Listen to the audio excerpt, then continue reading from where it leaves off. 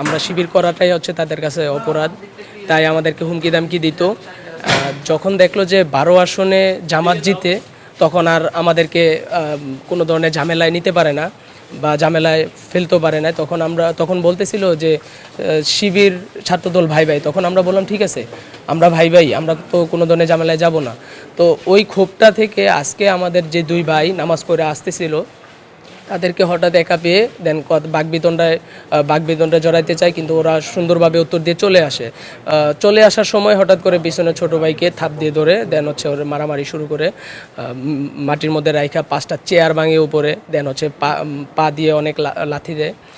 তারপর যখন আমি যাই, আমি গিয়া বলি ভাই কী হয়েছে, আমি হাত দিয়ে হ্যান্ডশেক করেই বলছি ভাই কী হয়েছে, তখন আমাকে আটকায় রাখে ওরা 3জন, মেহেদি, আশিক, মিথুন, ওরা আমাকে আটকায় রেখে দেন ছোটো ভাইগুলো আমার 4জন ছোটো ভাইয়ের উপর লেলায় দেয়।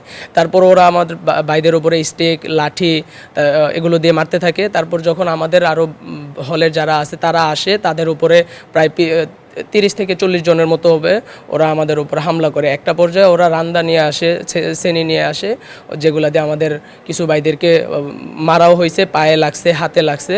ওরা অলরেডি ঢাকা মেডিকেলে ভর্তি আছে আর কি।